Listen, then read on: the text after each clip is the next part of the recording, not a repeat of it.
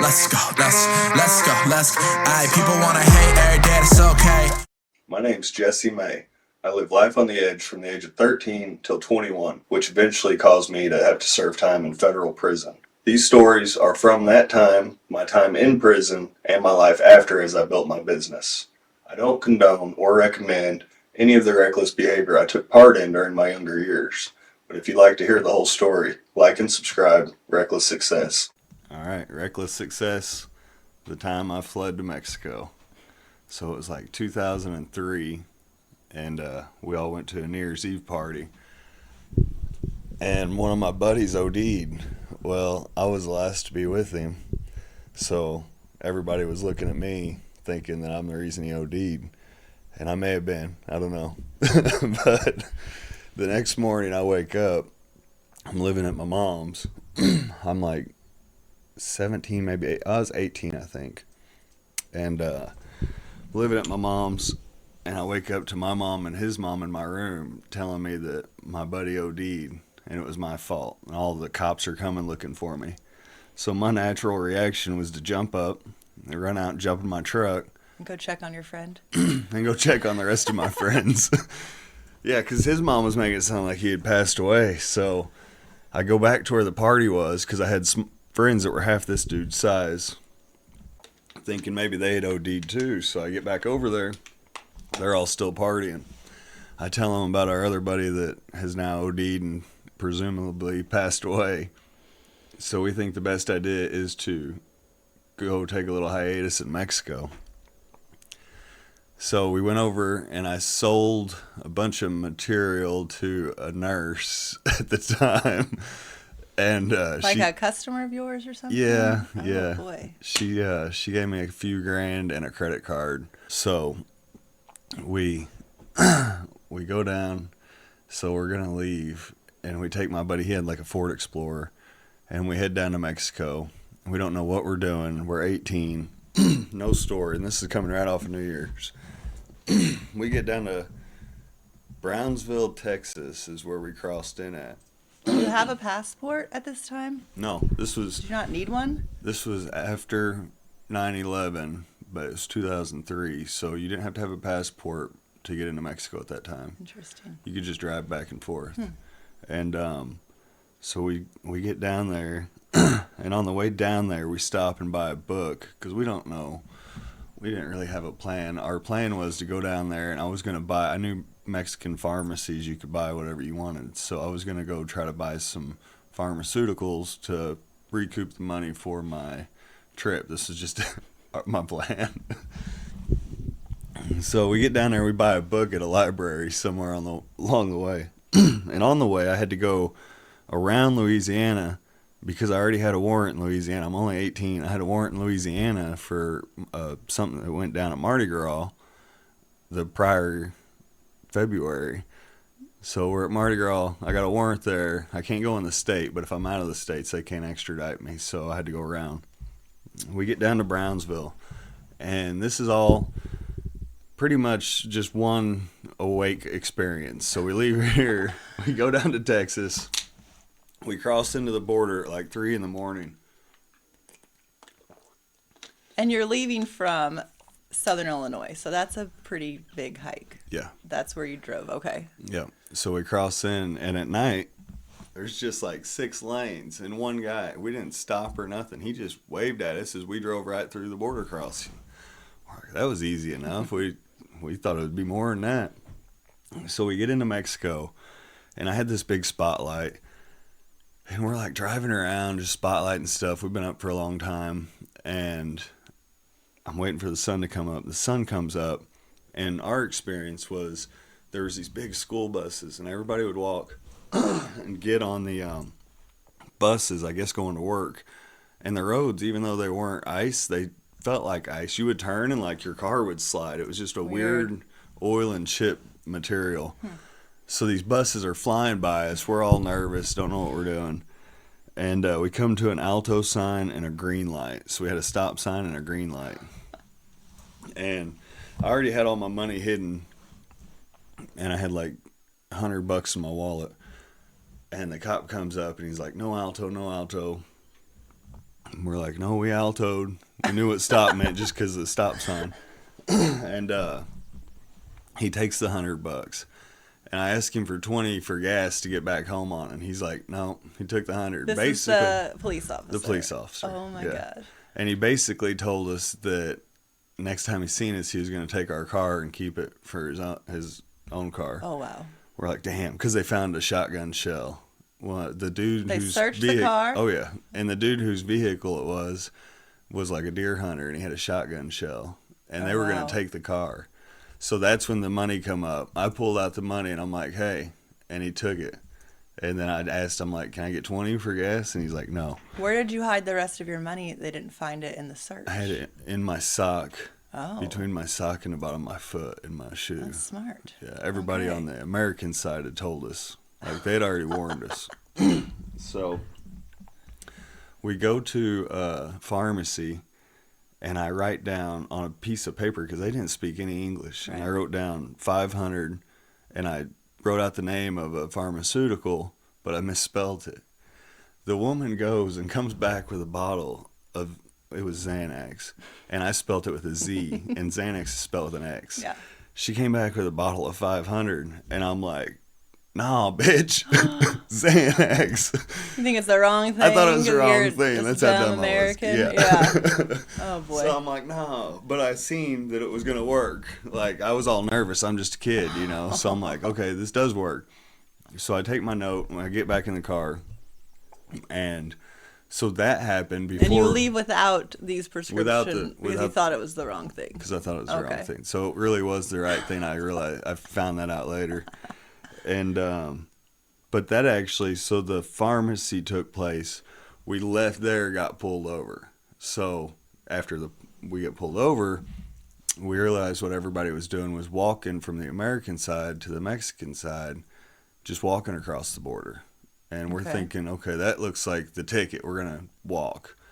So as we're coming, and anything that we had with us when we went down there, we hid at a car wash before we crossed into Mexico. Because we didn't know what we were getting into. Where'd you hide belongings at a random car wash? I just found a brick, you know, and flipped the brick over, put my stuff under there, all my paraphernalia. So as we're now going to go to the American side, we show up to the border, and it's like traffic backed all the way up, a couple 100 foot, 6 lanes. They got cops walking in between Like the normal cars. border Yeah, like patrol what you see is on present. TV. Yeah. And we're like, okay, and we still haven't slept yet. Oh my gosh. So we've been to Mexico. We got all, we were there for a day. We get Cross the country hell- road trip. Yeah, get the hell out of Literally. there. And as we're coming up to the border, I'm driving my buddy's vehicle. We're 18. I look like shit, I probably look like I was on the verge of death, and him too. He was half my size probably. Oh my.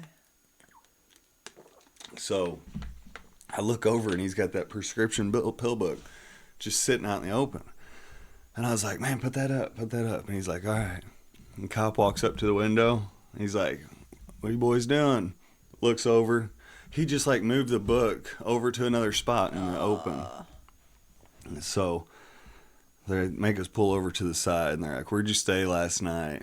Nowhere. What are you doing? We didn't have a good story, Right. You couldn't We're really just- say I've been awake for days. Right. And I think my friend Yeah. died back home. And I'm on the run. That Right. isn't a good thing to say. So we come out of that. He gets us out, and they take my buddy first to the boom boom room. Boom boom room. The boom boom room. So I got What does more that on even that. mean? Okay. So he goes in, and they strip search him. Oh my gosh. He comes back out, and he's just white as a ghost. And at this time, they've got our vehicle, anything plastics taken off, speakers What? out of the box. The engine compartments are all taken out of the vehicle. Like, they went hard. Whoa. So they take my buddy in first. He comes out white as a ghost, just looking at me like, damn, that sucks. And they take me in there, and they tell me, they're like, all right, empty your pockets. We're in this office. And I empty my pockets, and it's just full of shit. I had money and just different random stuff. And I empty my pockets out and it's a pile like this. And on top of it's that note, and it says 500 Xanax, spelled with a Z, which isn't Oh right. my gosh. So they know that I don't have 500 Xanax on me. I never got naked. They just had me empty my pockets, and they grabbed that, and they're like, we got him, you know. And they're like, come on. And they go back out to the car, and they hit it hard. And again, I told them, because they were looking at the tires, I would check the tires. And they did. Just to mess with them, you're telling them to check the tires? Yeah. So that's pretty bold. It was pretty wild experience. So then when they get done, this is like multiple hours that they're searching, going through this vehicle.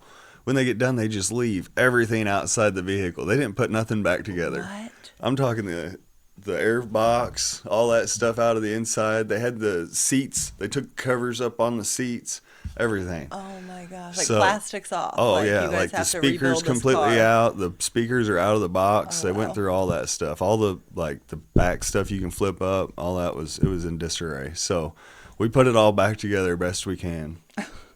We're coming back. I'm picturing right now like Little Rascals race car when you put your car back together and you haven't slept in a while. Right, it's what it was like. Yeah, pieced So together. we had a friend that lived in Corpus Christi, so we were going to go over there and visit.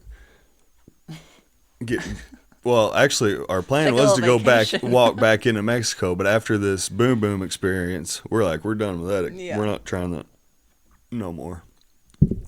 So we go to Corpus Christi. Have you talked to anyone from back home at this point? Like, do you have a cell phone? My mom called when I was in. Yeah, we had a cell phone. She called when I was in Mexico, because last she heard was that, you know, my buddy died, and they were thinking it's me. His mom's there blaming me. So she called and she asked where I was, and I was like, I'm in Mexico. Oh my gosh. She's like, what the hell are you doing in Mexico? Right, you're barely an adult. You live at her house. She's yeah. And, concerned. but yeah, it wasn't that big of a deal. I mean, I was there. She's like, just stay put. Yeah. Well, you need any money? No. So we go to Corpus Christi to the friends, and on the way, we're going down this road, and there's ocean on both sides of the road. It's like I don't know where we were, but the high tide had taken sand over the road. So they got an inloader, and he's like scooping the sand, taking it off the road. Oh. It's a few feet thick. That's so wild. we could see where everybody had drove off the road down the beach and back on. We're in a 4x4 Explorer. We're like, all right, so we do that. We're going on the flat. We're doing good. There's a little sand dune.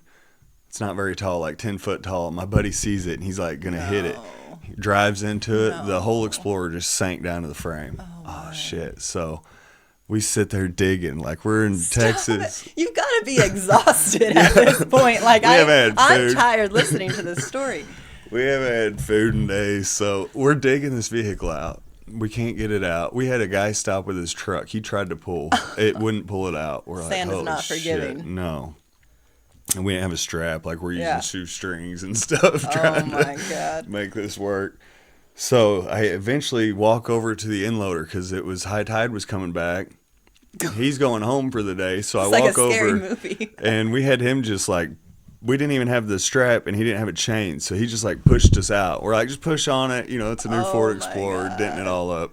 So he pushes us out. I think I gave him $40, maybe something like that.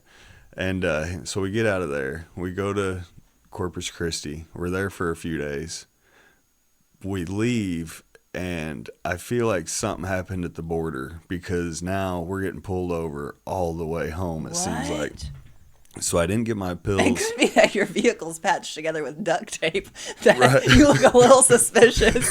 There's like plastics hanging Yeah, off it looks dragging. like two skeletons driving. That could be a little red flag. Yeah. Sand falling off onto the highway as you go. I mean, Right. but go ahead. So yeah, something suspicious is going on. So on the way back, we still haven't figured out a way to make money to pay for our trip. I need to recoup. I can't go back broke. So as we're going back, I think I'm going to stop and buy some Sudafed. We pick up some, and we're coming down the road, and I'm thinking this ain't a great idea, but I've got a bag of them. And as we're coming down the road, we had a DVD player up on the dash, which was like Best Buy portable DVD player just come out, and we bought one for $600, you know, these little cheap ones. So we're coming down the road, and there's a black cop car sitting in the median and covered in antennas. And as we're coming, I already know he's going to pull us over. He's already waiting. He pulls out right behind us, pulls us over, comes up, and I've got this bag of pills. And now I've already been to the car wash and got all my paraphernalia and other stuff. So you've got lots of illegal things on you. Lots of illegal things. So I take the bag of pills and I stick it. I reach up under the seat. I'm in the front passenger, and there was a lip on the metal, and I put the bag right there on that lip. In the glove box, the only thing in the glove box was a phone charger, paraphernalia, and some other stuff, not legal stuff. So, I mean, that's all that was in there. There wasn't even a Ford manual. Oh, no. So the cop gets us out of the car, takes us to the back. And are you in Texas at this point, or you don't know? Somewhere on the way back to Arizona Illinois? or something, Oh. I feel like. I feel Okay. like we were in Arizona. I could be wrong. So we're outside the car, and I'm looking around, and it's just cactus field as far as I can see. There's no running at this point. And I'm thinking, oh, man, we're screwed. He goes right to the passenger. He asked if he can search. And my buddy said no. Without a reason, there's no reason to search. And he's wait here. He goes up because he said he pulled us over for a DVD player, obstructing view of other cars. Okay. So he goes right to the passenger side, opens the glove box. What? Busted. I know we're busted. He looks in there and then closes it. I had little leather satchel that was in there.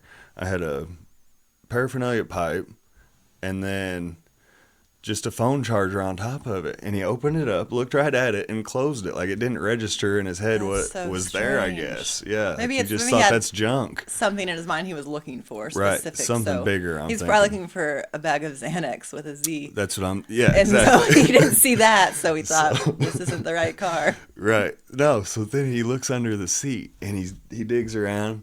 He pulls the lever on the seat, slides the seat forward because it's a two-door Explorer to get in the back. man. And as he did, the bag fell down on the floor. And I can see it where I'm standing. I'm like, oh, man. He goes through the back passenger side, gets out, goes to the driver's side, searches the whole vehicle, doesn't find nothing. It's laying in the floor. Stop Doesn't it. find nothing. World's worst police officer. Yes. What is he doing? So he comes back, gives us our ID and stuff, and he's like, all right, you can go. What? And then from that point on, we got pulled over like 4 or 5 times. Every cop we came up on, we got pulled over coming all the way back. That is wild. We get back. We go right back to the house where we had the party at. And is everyone still this is- there partying? These Yeah. 4 days later. yeah, everybody's we we're had pushing some January. wild friends, man. We're pushing January 5th at this point, and yeah, the house is still rocking. So we get back, and the dude who supposedly was dead, the whole reason I left, is sitting there partying. No, and I'm he's like, not. bro, I thought you died. And he's like, no, I was just in the hospital for 3 days. My heart rate was 180 over whatever. And I'm like, and he said, don't worry. I just told him you gave me a happy pill. Oh my. And I'm You're like, that's why everyone thought I killed you, man. bro, Why why'd would you you tell say him I gave something you a like happy that? pill? I didn't give him no happy pill. Like but you, he just, you that's, found I a was happy his pill on the ground and excuse. ate it and had a hard time. Yeah. Like that's not me. Yeah. I was just the middleman. I just knew where to get the happy pill. Well, I'm glad that your friend survived. So, yeah, that was a interesting event there. And that's kind of part of my wild side of things. And then eventually my bad ways caught up to me, and I did have to go serve time in federal prison. So I committed some crimes. I had to do the time. So from a very young age, childhood, young adulthood, you were reckless and you were making terrible choices and doing all the wrong things in the wrong crowd. I was always an entrepreneur. Without a care in the world, though. Like, you're not, being a respectable person, really. Right. And like you said, so then later in life, you did have to go serve time for these bad choices and crimes. And when did that happen? When did you go, get indicted by the federal government? So, I actually quit doing the hard living at a young age. Because you hard started living, young. Yeah, because I started young. My hard living was from 12? starting at probably about 12. I started easing into it. By 15, I was pretty wild. So sad. 15 to 21, I was pretty wild that whole time. Mm-hmm. At 21, I straightened up. I didn't do anything at this point. All my friends had got busted for the stuff we had done. I was always on a four-wheeler getting away. I was Forrest Gump. You know, I would run at the sight of anything red or blue or And almost for fun. Like it was for fun. Yeah, I loved it. Yeah, I loved it. I was like the cat and mouse with cops. Like I didn't want to see them. I didn't want them to see me. And I just get the hell out of Dodge. And I've got some good stories about that too. But it caught up to me. So from 21 to 24, I was doing good. I had a good job doing satellite. I wouldn't say I was doing great, but I was being a productive citizen. Yeah, a more normal life. And getting away from all of the bad activities. Right. And friends for the most part. So then I had a good job. I was probably doing 70, 75 grand a year in business and installing satellite. And then my buddy tells me that another friend said the feds were asking about me. And I'm like, no, I haven't done nothing in years. What are you talking about? And you're what? So you're like 24? Like and 24. Quit around 21? Yeah, so Okay. the feds had opened an indictment. And they waited 4.5 years. So Why? Well, What? 4.5 years before this, I was going wild and they had reason to look into me. Okay. But then I stopped. So they opened this investigation, and right about the time I stopped, I mean, I just went cold turkey too. That's what messed them up. This is all stuff from that long ago that Mm-hmm. they've got documented. And now, 4.5 years later, they're showing up to indict you on when you were 19 or 20 or whatever. Yeah. We know you did all these things. Right. And So you're going to pay for it. I was facing a conspiracy. My charge was conspiracy, which is basically like the RICO Act the government does to catch people and conspiracies to do different things. But had Mine you was ever to actually manufacture. been arrested with a drug charge? Have you ever Never. been No. in jail, arrested, documented, ticketed? Never spent a night in jail prior Nothing. to this. And I'd been in a bunch of police chases. But they hadn't actually physically Caught me. caught you. And so Right. this is even more of a surprise because Right. as far as you know, you 'Cause- got away. Yeah, with it all. I always thought if you got caught, you got caught. Yeah. But if you didn't get caught, You move on with didn't your get away. life. I watched Yeah. a lot of shows, on TV where people get away with stuff because they didn't get caught. Yeah, that's what I would think. But this was just from 3 people telling a similar story saying I did it. So they would get time off their sentence to tell on me. Which we can get into that more later. Yeah, we but- can get into that later. So you get sentenced, you get charged, Right. and And you I spend. I spent right about 5 years in federal prison. And then I come home from federal prison. And I went into federal prison with very little education. Up until this point, I thought life was a party. I mean, at 12 years old, I was ready to party. And you dropped out of high school, what About- year? I was a freshman, so So you really didn't I was have about education. 16. Yeah. No education, really. And it it shows in my old post or whatever. I had no grammar. I've got some old letters. You've got some letters. That'll We'll have to whip be 'em out for episode sometime. 100 or something. It is I couldn't read They're it. when you traumatic to showed read. me. They're hard to read. It was the craziest thing. But while I was in prison, I studied.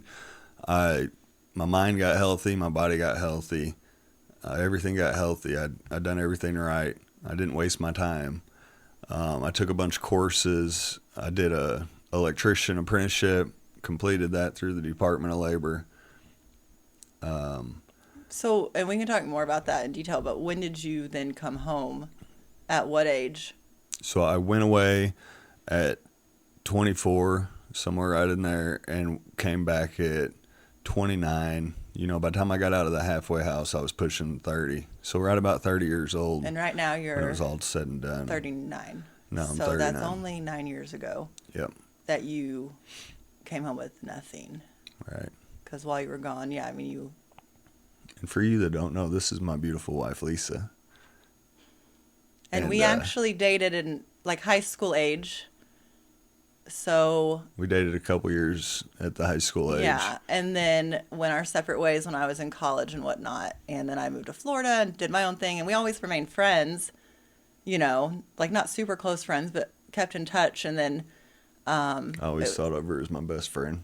It was like, it was like 10 years, I think, that we weren't, in a close or even romantic relationship. And then we got back together when you got home, and I happened to move back home at the same time. So that's where all this began. Right. The So now- success point. So starting with what? You had money in the bank saved? None. Nothing. Nothing. I came home. No home. 30 years You didn't old. own a home when you left. You No didn't home. I'm own living a in a car. halfway house. My family helped me and got me a vehicle. I paid for it, but they helped co-sign and Just generous, yeah. get a vehicle. Yeah. So that got me some wheels because I had a license thanks to you, which we can get into later. I was revoked for all my police chases and wild living, and Lesa actually helped me and guided me on how to, take the steps to get my license back. So then I get home, I've got a vehicle, and I get a job at a recycling place picking plastic by hand. And though my family had done excavating, I'd never really been around it. So, and Jesse's grandparents had a successful excavation business for a long time, and his father, uncles, other family members did the same type of work, but you were off running around doing your own thing during that whole period, and then they retired years before you even went away, right? Yeah. So you've never worked in the business or anything, No. and that's what we do now. So, Yep. but that's still years away from this point. So you are working at a recycling plant, Yeah, I'm picking plastic on a conveyor belt. like by hand. By just- hand, yeah. And every now and then I'd find something like a little Walmart chain and I'd put it in my pocket. I think I really done something good for the day. So that's where I was at then. But I seen a guy on a skid steer pushing What did you trash. make at the recycling plant? What $7. kind of- $7 an hour. Yeah, And but you're before a this, I was 29, 30-year-old man, with nothing and saved, you're $7 making an hour. $7 an hour.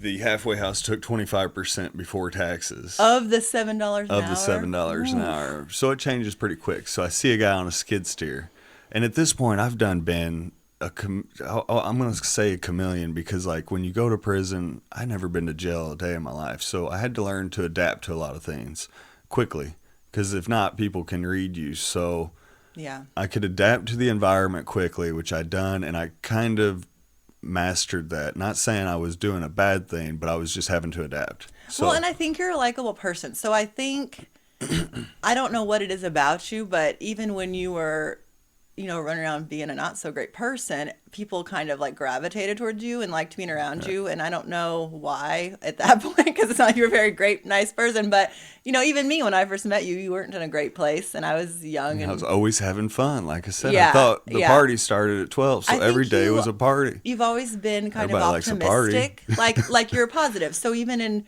a dark and dreary time in your life, it wasn't dark and dreary to you. You're having a good time and Right. letting everybody else have a good time with you. And I think you're honest and real. Like you're not. I know you say like a chameleon, but I think it's just that you're relatable and likable, and you can Right. kind of understand where people are coming from and relate to them. Right.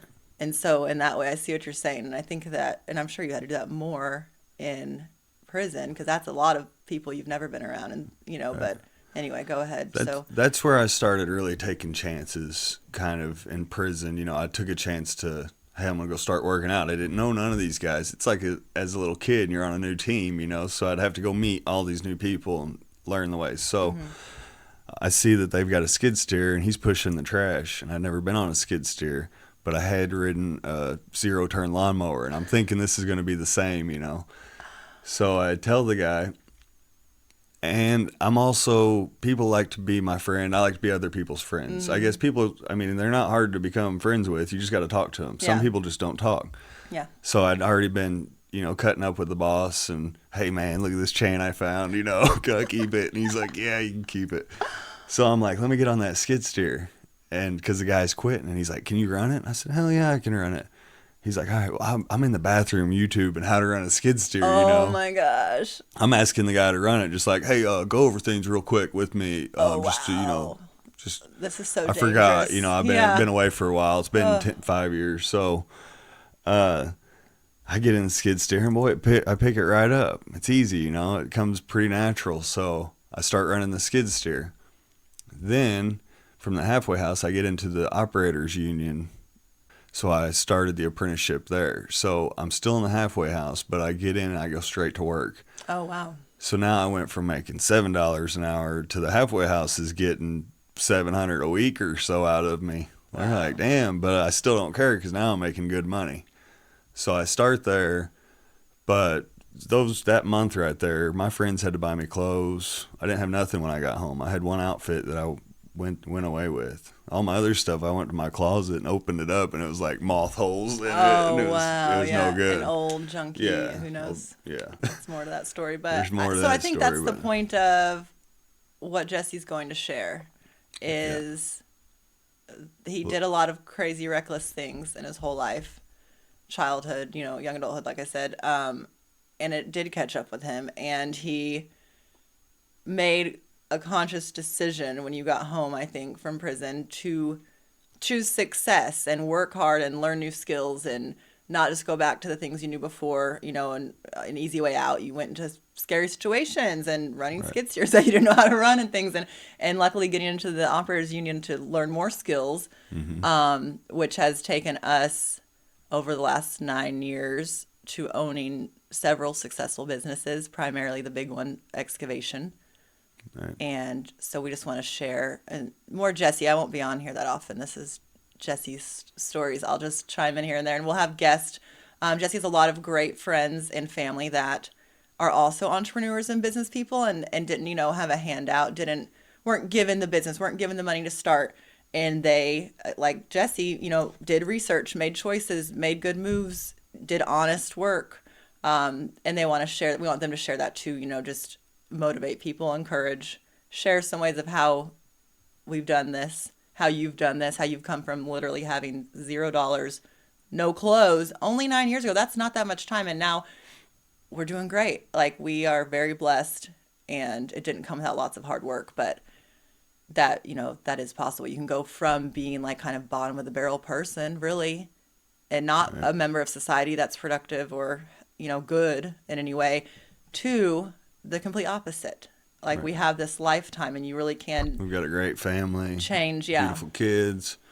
Both doing great. Yeah, life's good. That's how it's going to start off. We'll just probably tell stories about running from the cops, doing wild things, and then also tell stories about running a business, running multiple businesses, all the goods, the highs and the lows. There's a lot of highs and there's a lot of lows. It's not easy running a business, and it's kind of, I've always been a hustler, kind of like in that sense. I mean, I've always hustled and got work, and I've never really been a slacker when it comes to wanting to earn money. But I feel like as a kid, I didn't have that guidance to, how to earn money right. So I just, first thing I got into was drugs at a young age. So in my mind, I thought, this is what I'll hustle. That seemed like the easy choice and the quickest way to make money. Right. As a really young kid. I mean, you were so young. You were a child, so. It actually started off with, because at this time, the stuff had taken over all over this area real hard. I mean, in 2003, 2004, this area was just, all the people that were prominent, they were getting into it. Business owners were doing it. And I was a kid for some reason selling. Running the scene. Yeah. Which makes no sense in my head why that was going That's on. crazy. But I was 16 hanging out with 40-year-olds all the time. It's and weird. Successful people. Successful people. That probably messed your head even more. Like, obviously, these successful people indoor, are coming to me. Everybody's on drugs, and I'd be at indoor pools with a bunch of old people selling them stuff. Yeah. And all their wives be slipping me their numbers. Oh, Lord. So more to come on all of that. Yeah. So join Jesse and his business friends, business yeah, people. We do a lot of cool stuff. We go jet boating. We've got a jet boat.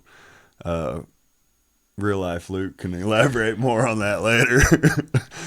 We got a jet boat. Me and my wife and I, we go mopeding. We got motorcycles, side by sides. We do all the fun stuff. I mean, we work hard, but we also play hard.